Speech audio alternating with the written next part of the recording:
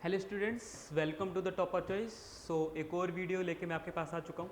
आज की इस वीडियो में हम एनसीईआरटी के लाइंस एंड एंगल्स के rest of the question discuss करेंगे। बिना किसी देरी के शुरू करते हैं। जैसे आज का हमारा फर्स्ट क्वेश्चन है लाइंस एंड एंगल्स का, जो बहुत ज़्यादा पेपर में आता है। ठीक है, इसको ऐसे हल्के में नहीं लेना है। जैसे हमारे पास गिवन क्या क्या है, सबसे पहले हम गिवन डिस्कस करेंगे। ठीक है, A B parallel to C D दे रखी है। जैसे मैंने लास्ट वीडियो में बताया था, अगर हमारे पास लाइंस एंड एंगल्स में अगर कोई लाइंस पैरेलल दे रखी है तो चार ही चीज़ें दिमाग में आनी चाहिए: corresponding angles, alternate interior angles, exterior angles और को इंटीरियर एंगल्स। ठीक है, अब देखते हैं इनमें से कौन सी लगेगी यहाँ पे। और क्या दे रखा है कि ए पी क्यू 50 डिग्री है। ए पी क्यू यहाँ पे 50 डिग्री है और ए पी आर डी 127 है। पी आर डी 127 है। हमें निकालना क्या है, एक्स और वाई निकालना है।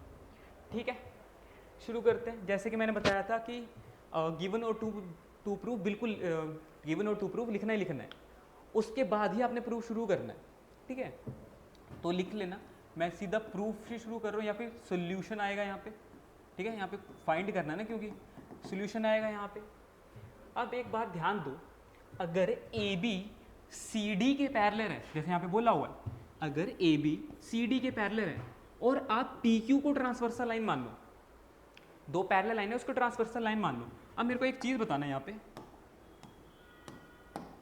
एक चीज़ बताना कि ये एंगल यहाँ पे अगर 50 है तो ये एंगल कितना होगा, ये भी तो 50 होगा। क्यों? क्योंकि अगर ये पैरेलल लाइंस है तो ये ऑल्टरनेट इंटीरियर एंगल्स होंगे। ऑपोजिट साइड पे अंदर वाली साइड पे जो एंगल बने उन्हें ऑल्टरनेट इंटीरियर एंगल्स बोलते हैं। ठीक है, तो एक्स तो बहुत आसानी से निकल गया, कोई परेशानी नहीं हुई। क्या करूँगा मैं कि एंगल ए पी क्यू किसके बराबर आ जाएगा, एंगल पी क्यू आर, या फिर इसे एंगल एक्स भी लिख सकते हो या फिर ऐसे भी लिख सकते हो, कोई दिक्कत नहीं है। जैसे कि x is equal to angle A P Q is equal to 50 degree. क्यों? यहाँ पे लिख दोगे कि ऑल्टरनेट इंटीरियर एंगल्स हैं ये। ठीक है, और alternate interior angles are equal, right. So यहाँ पे x कितना आ गया हमारे पास, 50 डिग्री। क्लियर है। अब हमारे पास बचा क्या है, सिर्फ y निकालना है। अब यहाँ पे ध्यान दो कि अगर ये दोनों पैरेलल लाइन्स है ना, वह तो है ही, यहाँ पे बनाता हूँ। अगर ये दोनों पैरेलल लाइन्स हैं, अब इसको ट्रांसवर्सल लाइन मान लो। ए बी पैरेलल था सी डी के, अब ट्रांसवर्सल मानो पी आर को। अगर ये ट्रांसवर्सल है तो मेरे को बताओ ये पूरा एंगल क्या इस पूरे एंगल के बराबर होगा? ये भी तो ऑल्टरनेट इंटीरियर एंगल्स है। अब ये पूरा एंगल कितना है, 50 तो था, प्लस वाई भी आ रहा है, तो ये टोटल एंगल 50 प्लस वाई आ गया। और ये कितना है, 127 है। अब ऑल्टरनेट इंटीरियर एंगल्स इक्वल होते हैं, तो यहाँ पे मैं क्या लिखूँगा कि एंगल ए पी आर बराबर होगा एंगल पी आर डी के। ठीक है, क्यों? क्योंकि हम same reason, alternate interior angles, right है। आपने यहाँ पे पूरा लिखना है। ठीक है, अब देखना ए पी आर किस में ब्रेक हुआ है, ये तो ए P Q plus angle Q P और आर, ये कितना है, 127 है। अब ये हमारे पास 50 है प्लस ये एंगल y है, ये एंगल y है और ये 127 है। तो y कितना आ गया, 127 माइनस 50, राइट। सो y कितना आ गया, 50 हटा दो यहाँ से, सो 50 और 20 7 77 आ गया, राइट। तो इतना ही सिंपल ये क्वेश्चन था। सिंपल करना क्या था, एक ही कॉन्सेप्ट से हमने ये पूरा क्वेश्चन किया है, सिर्फ ऑल्टरनेट इंटीरियर एंगल्स। इसके अलावा आपको कुछ और करने की जरूरत भी नहीं थी, राइट। समझ में आ गया? ठीक है, नेक्स्ट करते हैं। Last question of the day क्या है यहाँ पे। अब देखो ये क्वेश्चन थोड़ा सा आपको देखने में लगेगा कि बड़ा है, कुछ दिया नहीं रखा, प्रूव ही करना है, पर बहुत ईजी क्वेश्चन है। ठीक है, बहुत जल्दी हो जाएगा। देखना कैसे करेंगे। P Q and R S दो मिरर दे रखे हैं। ठीक है, पी क्यू और आर एस मिरर दे रखे हैं। मिरर का मतलब है यहाँ पे अगर रे जाएगी तो वो रिफ्लेक्ट करेगी, ठीक है। अब इंसिडेंट रे है ए बी इंसिडेंट है और ये रिफ्लेक्टेड रे। अब यहाँ पे ये इंसिडेंट बनाएगी और यहाँ पे से ये रिफ्लेक्ट होगी। ठीक है, इसमें ने प्रूफ क्या करना है, A B parallel to C D, proof करना है कि ये पैरेलल है इसके। ठीक है, तो अगर हमारे पास पैरेलल लाइन दे रखी हो तो चार चीज़ें पता होनी चाहिए। अगर लाइन ही पैरेलल प्रूव करनी है तो इन चारों एंगल में से कोई भी एक एंगल प्रूव कर दो कि इक्वल है तो लाइन्स पैरेलल आ जाती है। क्या कहा मैंने, अगर लाइन हमें पैरेलल प्रूव करनी है तो हम ये शो कर देंगे या फिर ऑल्टरनेट इंटीरियर एंगल्स इक्वल है, या फिर कॉरस्पॉन्डिंग एंगल इक्वल है, या फिर ऑल्टरनेट एक्सटीरियर एंगल इक्वल है, या फिर को इंटीरियर एंगल्स 180 के बराबर है। अगर इन चारों प्रॉपर्टी में से अगर हमने कोई भी एक प्रॉपर्टी प्रूफ कर दी तो ये लाइन्स पैरेलल आ जाएगी। तो उसी को ध्यान में रख के शुरू करते हैं। और इसमें कंस्ट्रक्शन क्या होगी, हमें ड्रॉ करना पड़ेगा। प्रूफ में क्या आएगा, हमें ड्रॉ करना पड़ेगा। ड्रॉ क्या करना पड़ेगा, हमें यहाँ पे एक लाइन ड्रॉ करनी पड़ेगी। ध्यान देना, अगर मैं यहाँ से ही लेके आ जाऊँ,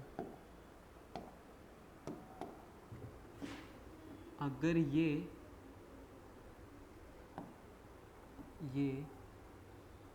और ये पैरेलल ही है ना, ठीक है, और इसको थोड़ा सा मैं ये करूँ कि स्ट्रोक और यहाँ पे रेड कर लेते हैं, और ये भी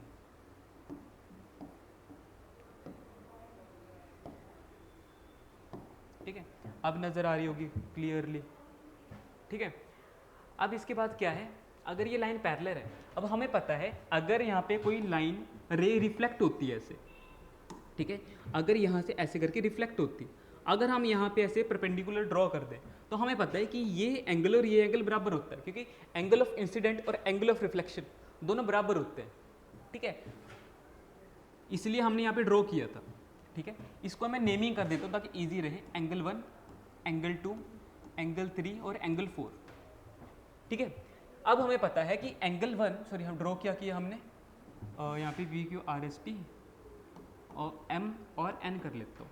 हमने ड्रॉ किया, हाँ,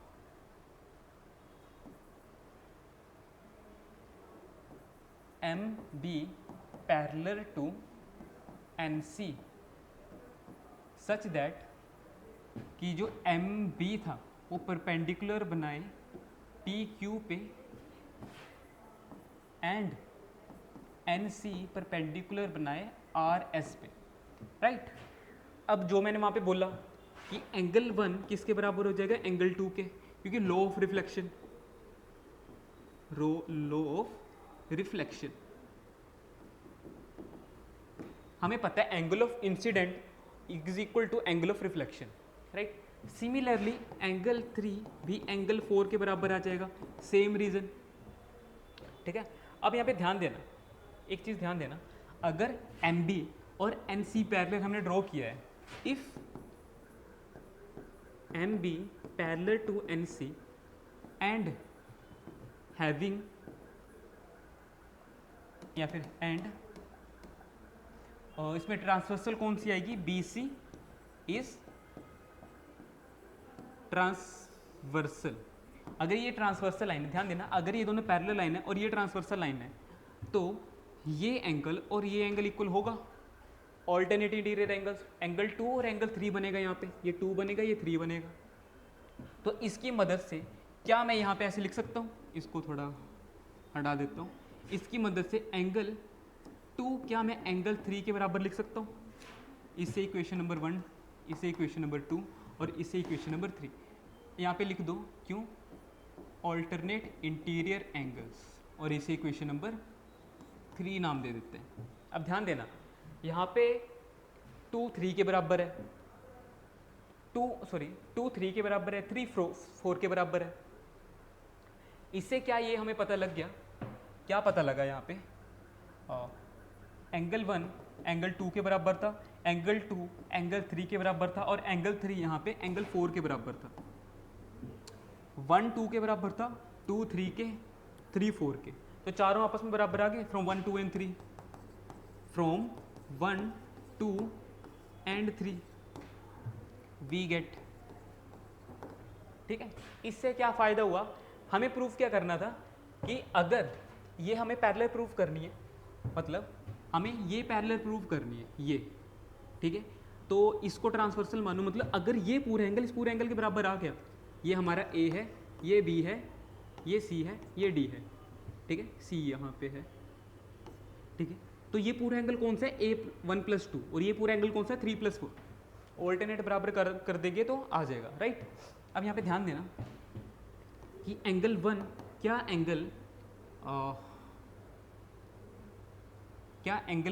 एंगल 4 के बराबर आएगा। अगर ये सारे आपस में बराबर है तो मैं ऐसे भी लिख सकता हूँ कि एंगल 1 एंगल 4 के बराबर है, एंगल 2 एंगल 3 के बराबर है। अब इन दोनों को ऐड करूँ, अगर मैं एडिंग दीज 2 नंबर, लेफ्ट वाला लेफ्ट में ऐड होगा और राइट वाला राइट में ऐड होगा। अब एंगल 1 प्लस एंगल 2 पूरा एंगल कितना बनाता है, ABC, और एंगल 3 प्लस 4 कितना बनाता है, BCD। तो ये पूरे ABC और BCD बराबर आ गए, इसका मतलब है ऑल्टरनेट इंटीरियर एंगल्स बराबर आ गए। अगर ऑल्टरनेट इंटीरियर एंगल बराबर आ रहे हैं तो लाइंस क्या होंगी, पैरेलल होंगी। तो लास्ट में क्या लिख दोगे, कहाँ पे लिखो, ठीक है, ठीक है। तो यहाँ पे करते हैं थोड़ा सा स्पेस, ठीक है। तो यहाँ पे क्या लिखूंगा, यहाँ पे क्या लिखूंगा, if alternate interior angles are equal then lines are parallel. और यहाँ पे प्रूव हो चुका है, किया कुछ नहीं है, पहले तो लॉ ऑफ रिफ्लेक्शन लगाया, फिर ऑल्टरनेटिव लगाया, उससे सारे एंगल बराबर आ गए। अब अगर ये पूरे बराबर हैं तो मैंने लास्ट वाले 2 ले लिए और बीच वाले 2 ले लिए इक्वल, दोनों को ऐड किया, क्वेश्चन खत्म, 3 स्टेप में खत्म, राइट। तो आई होप आपको ये चीज़ समझ में आ गई होगी, राइट। तो इसी के साथ ये चैप्टर खत्म होता है। प्रैक्टिस क्वेश्चन जरूर आएंगे इस चैप्टर के, राइट, हर एक चैप्टर के आएंगे। सो वो अटेम्प्ट करने हैं आपने। अगर वीडियो पसंद आ रही होगी तो लाइक कमेंट भी कर देना। सो आज की वीडियो को यहीं पे ख़त्म करते हैं, मिलते हैं नेक्स्ट वीडियो पे। Thank you.